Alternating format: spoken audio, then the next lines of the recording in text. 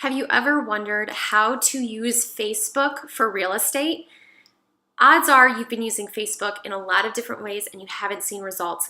And sadly, so many agents are out there doing the same things over and over and they're just spinning their wheels.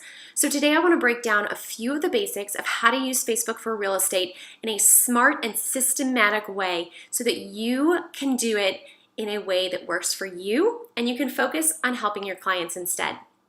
So Facebook is really kind of a big animal, and it's one of those places where you can really spend a lot of time and waste a lot of time if you aren't using it strategically.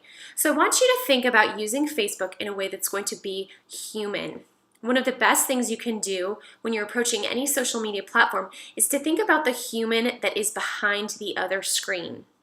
And think about, is this something that they would want to interact with?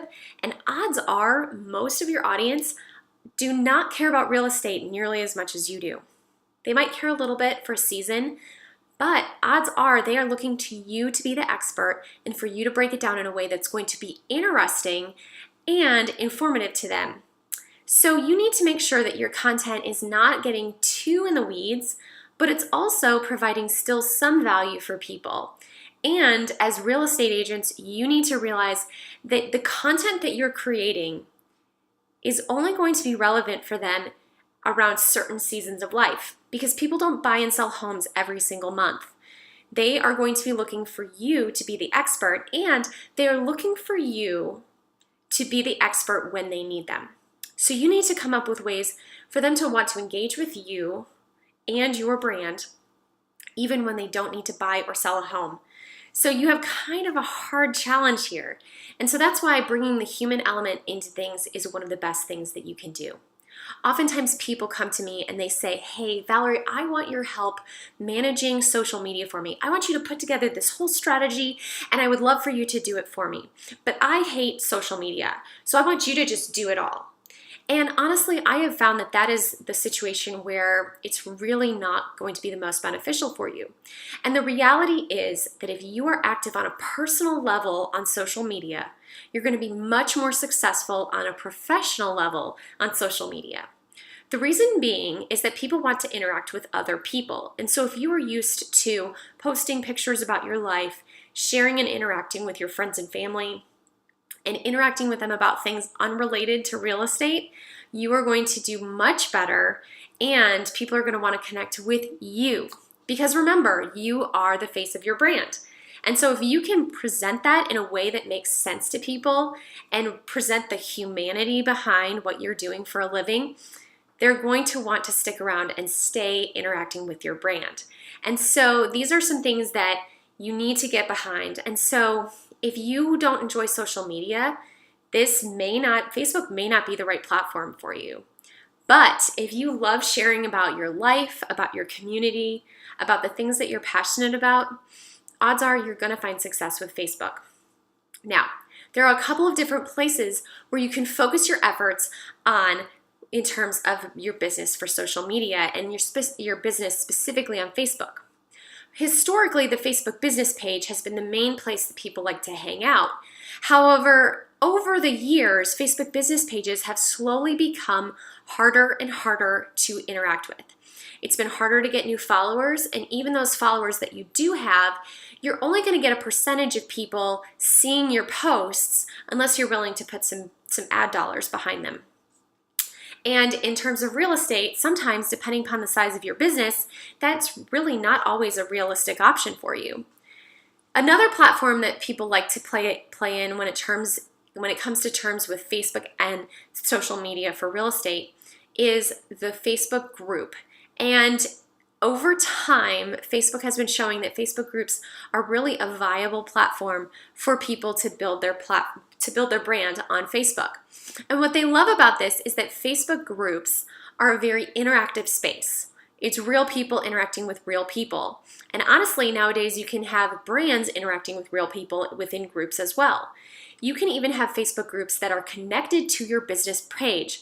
So yeah, you've got the business page and it may just be a placeholder, but the real magic might be happening in your Facebook group.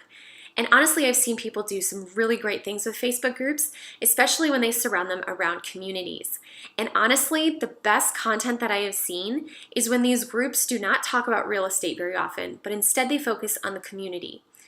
They might build a Facebook page surrounding a specific neighborhood or specific part of town. And by doing so, they're building community around a specific topic, but they are just the hosts. And they might talk about their real estate from time to time, but the reality is they are talking more and more about other people. They are complementing and bringing value to other local businesses who in turn are more likely to refer business their way. They are staying top of mind with people because people want to know what's going on in their community, and therefore they stick around in the group. They're not really there for the real estate advice. They are there for the community. When they need the real estate advice, they know exactly who to call because you have stayed top of mind. Facebook groups just simply make a lot of sense. Now, another main place you might hang out is your Facebook personal profile. And honestly, this could be your best asset because it is a real person. You don't have to worry about all of the business stuff going on a business page. You don't have to worry about managing your group. You can instead just nurture the relationships that you already have.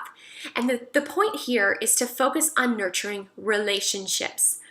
Focus on building true friendships with people, making sure that your profile makes it clear what you do, and every 8 to 10 posts, you could throw something in about your business, but have a good chunk of it focused on things that send subconscious signals to your network about what you're passionate about.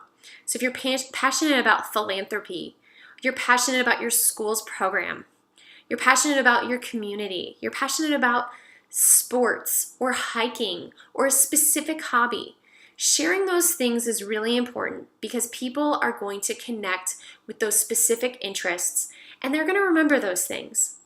And then when you throw in the real estate information, they're going to see it. They're going to be reminded that, oh yeah, that's what she does, or that's what he does. And as long as you keep providing interesting content to them to your profile on a regular basis, they're going to stick around so that they continue to get those posts. And so as you continue to post regularly, they're going to get not only the fun stuff, but also the strategic business stuff. And if you only post about business, you're going to slowly get people hitting unfollow or snooze on your profile. And that's the last thing you want to do. So Facebook business pages, Facebook groups, and Facebook business profiles are 3 ways that you can use Facebook for real estate in a very strategic way that doesn't necessarily ostracize your brand and make you too salesy, and it can provide you some really great results. Ultimately, get back to the humanity at the beginning. Humanity first. Remember that there are real people behind the other side of the screen. And if you're talking to those real people, you're going to start to see real results.